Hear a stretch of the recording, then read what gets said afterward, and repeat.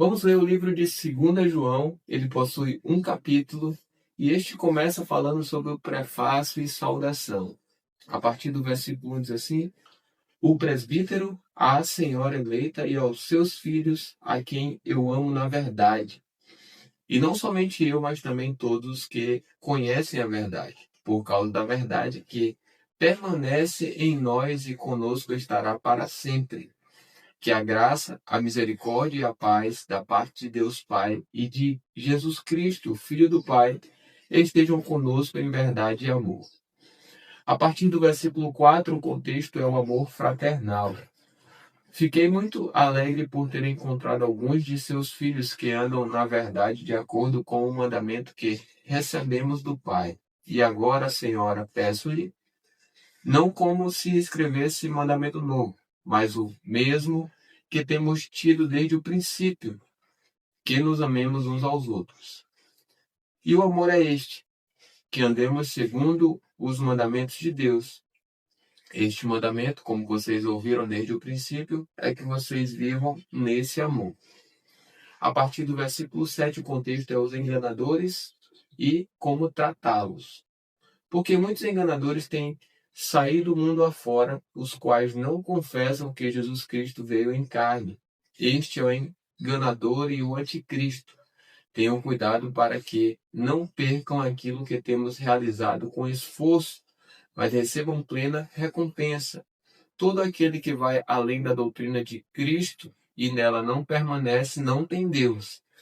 O que permanece na doutrina, esse tem tanto o Pai como o Filho. Se alguém for até vocês e não levar esta doutrina, não o recebam em casa, nem lhe deem as boas-vindas, porque aquele que lhe dá boas-vindas se faz cúmplice das suas obras más. E aí vem as saudações finais a partir do versículo 12.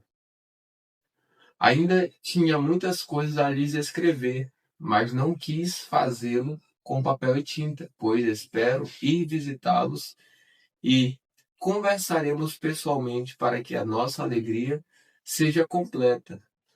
Os filhos da sua irmã eleita mandam saudações. Assim a gente termina o livro de 2 João. E agora, começando o livro de 3 João, o capítulo 1, diz assim, o prefácio e saudação, que é o versículo 1.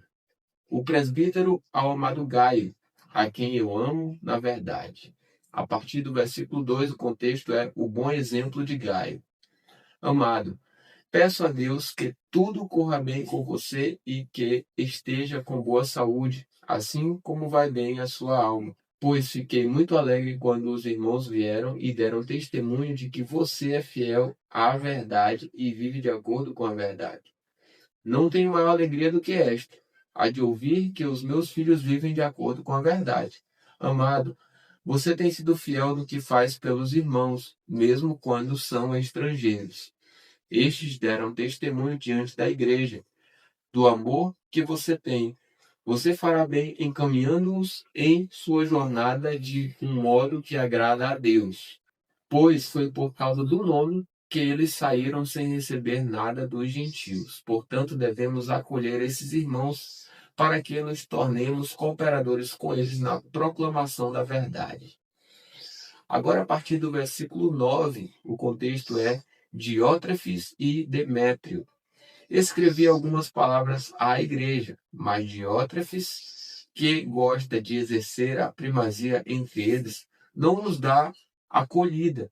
Por isso, quando eu for aí, farei com que se lembre das obras que ele pratica, proferindo contra nós palavras caluniosas.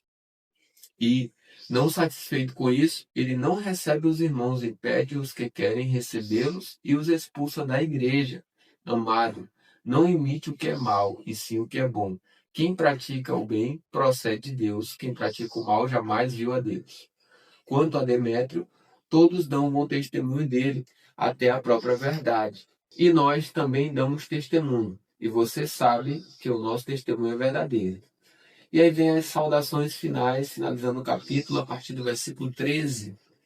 Muitas coisas tinha para lhe escrever, mas não quis fazê-lo com tinta e pena, pois espero vê-lo em breve, então conversaremos pessoalmente. A paz esteja com você. Os amigos mandam saudações, dê saudações aos amigos, um por um. Assim a gente termina o livro de 3 João. E começando agora o livro de Judas. O capítulo 1 começa falando sobre o prefácio e saudação nos versículos 1 e 2. Judas, servo de Jesus Cristo e irmão de Tiago, aos que foram chamados, são amados em Deus Pai e guardados em Jesus Cristo. Que a misericórdia, a paz e o amor lhes sejam multiplicados. A partir do versículo 3, o contexto é o juízo sobre os falsos mestres. Amados, quando eu me empenhava para escrever-lhes a respeito da salvação que temos em comum, senti que era necessário corresponder-me com vocês, para exortá-los a lutar pela fé que uma vez por todas foi entregue aos santos. Pois certos indivíduos cuja sentença de condenação foi promulgada há muito tempo se infiltraram no meio de vocês sem serem notados. São pessoas ímpias, que transformam em libertinagem a graça do nosso Deus e negam o nosso único soberano e Senhor Jesus Cristo. Embora vocês já estejam cientes de tudo, de uma vez por todas, quero lembrar-lhes que Jesus, tendo libertado um povo, tirando da terra do Egito, destruiu depois os que não creram, e a anjos, os que não guardaram o seu estado original, mas abandonaram o seu próprio lugar. Ele tem guardado sob trevas, em algemas eternas, para o juízo do grande dia. Igualmente Sodoma, Gomorra e as cidades vizinhas, que também se entregaram à idolatria e adotaram práticas contrárias à natureza, foram postas como exemplo do castigo de um fogo eterno. Do mesmo modo, também esses, quais sonhadores, contaminaram a carne, rejeitaram a autoridade e insultaram os gloriosos seres celestiais. Contudo, nem mesmo o arcanjo Miguel, quando entrou em conflito com o diabo e discutia a respeito do corpo de Moisés, ousou pronunciar sentença difamatória contra ele. Pelo contrário, diz: o Senhor repreenda você. Esses, porém, quanto a tudo o que não entendem, difamam, e quanto a tudo o que compreendem por instinto natural, como animais irracionais, até nessas coisas se corrompem. Ai deles, porque seguiram o mesmo caminho de Caim e, movidos por ganância, caíram no erro de Balaão e foram destruídos na revolta de Corá. Esses são como rochas submersas nas festas de fraternidade que vocês fazem, banqueteando-se com vocês sem qualquer receio. São pastores que apacentam a si mesmos. São nuvens sem água impelidas pelo vento. São árvores que, em plena estação dos frutos, continuam sem frutos, duplamente mortas e arrancadas pela raiz. São ondas bravias do mar, que espumam as suas próprias sujeiras. São estrelas sem rumo, para as quais está reservada a mais profunda escuridão para sempre. Foi a respeito deles que também profetizou Enoque, o sétimo depois de Adão, dizendo: Eis que o Senhor vem com milhares de seus santos, para exercer juízo contra todos e para convencer todos os ímpios a respeito de todas as obras ímpias que praticaram, a respeito de todas as palavras insolentes que ímpios pecadores proferiram contra ele.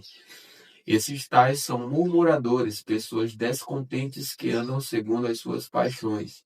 A sua boca vive falando grandes arrogâncias, adulam os outros por motivos interesseiros. A partir do versículo 7, o contexto é a palavra dos apóstolos. Mas vocês, meus amados, lembrem-se das palavras anteriormente proferidas pelos apóstolos de nosso Senhor Jesus Cristo. Eles diziam a vocês: nos últimos tempos haverá zombadores, andando segundo as suas ímpias paixões. São estes os que promovem divisões, seguem os seus próprios instintos e não têm o Espírito. E aí vem os conselhos finais, a partir do versículo 20. Mas vocês, meus amados, edificando-se na fé santíssima que vocês têm, orando no Espírito Santo, mantenham-se no amor de Deus, esperando a misericórdia do nosso Senhor Jesus Cristo, que conduz para a vida eterna. e tenham compaixão de alguns que estão em dívida. Salvem outros, arrebatando-os do fogo. Quanto a outros, sejam também compassivos, mas com temor, detestando até a roupa contaminada pela carne. E aí, os versículos 24 e 25, eles tratam da doxologia. E ao Deus que é poderoso para evitar que vocês tropecem e que pode apresentá-los irrepreensíveis diante de sua glória, com grande alegria. E a este que é o único Deus, nosso Salvador, mediante Jesus Cristo, nosso Senhor, sejam a glória, a majestade, o poder e a autoridade, antes de todas as eras, agora e por toda a eternidade. Amém. Assim a gente finaliza o livro de Judas. E vamos iniciar agora o último livro da Bíblia. Parabéns para você que chegou até aqui. Nós vamos começar o livro de Apocalipse. Capítulo 1 começa com o prefácio, diz assim: revelação de Jesus Cristo, a qual Deus lhe deu para mostrar aos seus servos as coisas que em breve devem acontecer, e que ele, enviando o seu anjo, deu a conhecer ao seu servo João, que atestou a palavra de Deus e o testemunho de Jesus Cristo quanto a tudo que viu. Bem-aventurado aquele que lê, e bem-aventurados aqueles que ouvem as palavras da profecia e guardam as coisas nela escritas, pois o tempo está próximo. A partir do versículo 4, o contexto é a saudação às 7 igrejas da Ásia. João, às 7 igrejas que estão na província da Ásia. Que a graça e a paz estejam com vocês da parte daquele que é, que era e há de vir, da parte dos 7 espíritos que estão diante do seu trono, e da parte de Jesus Cristo, a fiel testemunha, o primogênito dos mortos e o soberano dos reis da terra, aquele que nos ama e, pelo seu sangue, nos libertou dos nossos pecados, e nos constituiu reino, sacerdotes para o seu Deus e Pai. A ele a glória e o domínio para todo sempre. Amém. Eis que ele vem com as nuvens, e todo olho o verá, até mesmo aqueles que o traspassaram. E todas as tribos da terra se lamentarão por causa dele, certamente. Amém. Eu sou o Alfa e o Ômega, diz o Senhor Deus, aquele que é, que era e que há de vir, o Todo-Poderoso.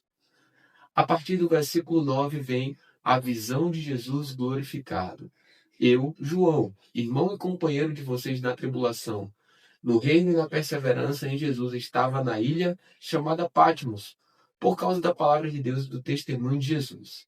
Achei-me no Espírito, no dia do Senhor, e ouvi atrás de mim uma voz forte como de trombeta, dizendo: escreva num livro o que você vê e mande-o às 7 igrejas: Éfeso, Esmirna, Pérgamo, Tiatira, Sardes, Filadélfia e Laodiceia. Voltei-me para ver quem falava comigo, e ao me voltar vi 7 candelabros de ouro, e, no meio dos candelabros, um semelhante a um filho de homem, com vestes talares e cingido à altura do peito com um cinto de ouro. A cabeça e os cabelos dele eram brancos como alva lã, como neve. Os olhos eram como chama de fogo. Os seus pés eram semelhantes ao bronze polido, como que refinado numa fornalha. A voz era como o som de muitas águas.